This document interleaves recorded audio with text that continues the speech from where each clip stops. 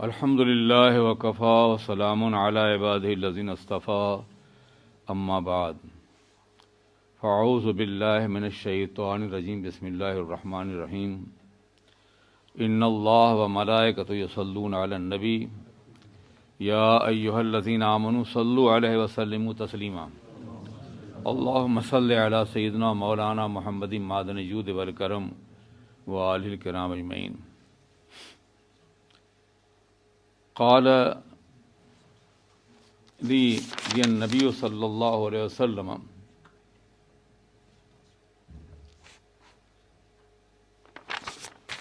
حضرت ابوذر رضی اللہ تعالیٰ عنہ سے روایت ہے کہ انہوں نے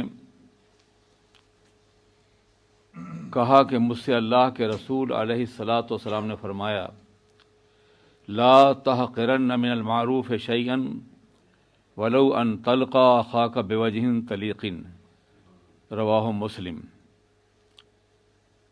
حضرت ابوذر سے روایت ہے کہ اللہ کے رسول علیہ الصلاۃ والسلام نے مجھ سے فرمایا کہ کبھی بھی کسی بھلائی کو، کسی نیک کام کو تم حقیر مت سمجھو، خواہ بظاہر کتنا ہی چھوٹا کیوں نہ ہو، لیکن اگر نیک کام ہے تو وہ اپنے ثواب کے اعتبار سے، اجر کے اعتبار سے، جزا کے اعتبار سے بڑا کام ہے۔ تو آقا نے فرمایا کہ کبھی بھی ہرگز لا تحقرن، تاکید کا صیغہ ہے، ہرگز کسی بھی بھلائی کو، معروف کہتے ہیں ہر نیکی کو، ہر بھلائی کو، عام ہے تمام خوبیوں کے لیے، خبردار کسی بھی نیکی کو کمتر نہ سمجھو، حقیر نہ سمجھو، اگرچہ تم اپنے بھائی سے خندہ پیشانی کے ساتھ، مسکراتے ہوئے چہرے کے ساتھ اگر ملو تو یہ بھی نیکی ہے۔ آپ بتا سوچیے، اسلامی اخلاق کی تعلیمات میں سب سے پہلا امپریشن آدمی کا آدمی پہ اس وقت پڑتا ہے جب وہ کسی سے ملتا ہے۔ اگر آدمی روڈ ہے، خشک ہے، ڈرائی ہے، تو اس سے مل کے خوشی نہیں ہوتی کسی کو، لیکن آدمی اگر مسکراتے ہوئے چہرے سے، کشادہ پیشانی کے ساتھ، خندہ روئی کے ساتھ کسی سے ملتا ہے تو سامنے والے کو ایک فطری خوشی محسوس ہوتی ہے۔ اور آقا نے ایک دوسرے مقام پہ ارشاد فرمایا، کسی مومن کے دل میں خوشی کا داخل کرنا بھی بہت بڑی نیکی ہے۔ بہت سے لوگ شاید اس کو زہد کا، تقوی کا حصہ سمجھتے ہیں کہ وہ انتہائی خشک لب و لہجے کے ساتھ بات کرتے ہیں۔ یہ انتہائی غلط ہے، اسلامی اخلاق کے خلاف ہے۔ آپ اگر کسی انسان سے مسکراتے ہوئے چہرے کے ساتھ، کشادہ روئی کے ساتھ، کھلے ہوئے چہرے کے ساتھ ملیں گے تو اس کا اثر آپ کی طبیعت بھی پڑے گا اور سامنے والی پڑے گا۔ یہ اسلامی اخلاق کی بنیادی قدریں ہیں، لیکن ہم ان سب کو فراموش کر بیٹھے ہیں۔ شاید مغرور ہونا، اکڑا ہوا ہونا، اس کو معاشرے میں لوگ بڑائی کا ذریعہ سمجھتے ہیں، مگر آقا دو جہاں حضور رحمت عالم سرور کائنات صلی اللہ علیہ وسلم ہمیشہ لوگوں سے خندہ پیشانی کے ساتھ ملتے تھے، خواہ وہ بچے ہوں یا بوڑھے ہوں،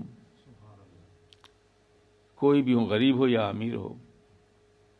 آپ کے ملنے کا انداز یہی تھا کہ ہمیشہ آپ انتہائی کشادہ روی کے ساتھ، انتہائی خندہ پیشانی کے ساتھ ملتے تھے۔ اور کیوں نہ ملتے، آقا دو جہاں علیہ الصلاۃ والسلام اس دنیا میں تشریف ہی لائے تھے اخلاق حسنہ کی تعلیم دینے کے لیے۔ آقا ارشاد فرماتے ہیں بعثت لِأُتَمِّمَ مکارم الاخلاق، مجھے اس لیے اللہ نے بھیجا ہے، نبی بنا کر کے مبعوث کیا ہے کہ میں اخلاق کی تمام قدروں کو مکمل کر دوں۔ کیا کام مقصد ہے مکمل کرنے کا؟ تمامی انبیاء کرام اخلاقی تعلیمات لے کر کے آئے، مگر جس قدر منظم زندگی کے ہر شعبے سے متعلق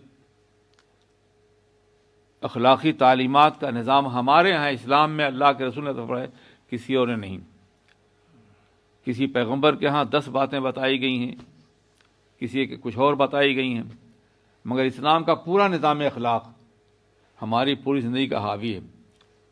کسی سے ملنا ہو، معاملہ کرنا ہو، کاروبار کرنا ہو، ڈیلنگ کرنی ہو، معاہدہ کرنا ہو، ایگریمنٹ کرنا ہو، کسی محفل میں جانا ہو، کہیں بیٹھنا ہو، دسترخوان بیٹھنا ہو، سلام کرنا ہو، اس کا جواب دینا ہو، بیمار کی مزاج پرسی کرنی ہو، اس کی خیریت معلوم کرنی ہو، پڑوسی کا حق ادا کرنا ہو، اس کی ضروریات پورا کرنا ہو، کوئی ایسا شعبہ زندگی نہیں ہے کہ جس میں اخلاقی تعلیمات کا احاطہ نہ کیا گیا ہو۔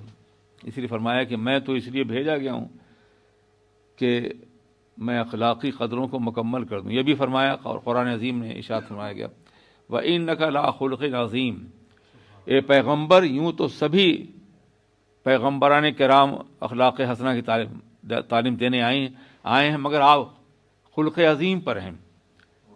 آپ کے اخلاق کی عظمتیں قیامت تک مسلم رہے گی۔ اس لیے ہمیں چاہیے کہ حضور سید عالم سرور کائنات محمد الرسول اللہ صلی اللہ علیہ وسلم کے اخلاق حسنہ کو اپنائیں اور زندگی کسی بھی شعبے میں اس سے دور ہونے کی کوشش نہیں کریں۔ جتنا آپ اخلاق حسنہ کو اپنائیں گے اسی قدر زیادہ ایمان کے اعتبار سے مکمل ہوں گے۔ فرمایا گیا کہ اکملکم ایماناً احسنکم خلقاً، تم میں سب سے بہتر ایمان والا مکمل وہ ہے جو اخلاق کے اعتبار سے بہتر ہو۔ اس لیے آقائے دو جہاں جو معلم اخلاق ہیں، ہم ان کے امتی ہیں، ہمیں ہر معاملے میں ان کی تعلیمات کو اپنی زندگی میں داخل کرنا ہوگا۔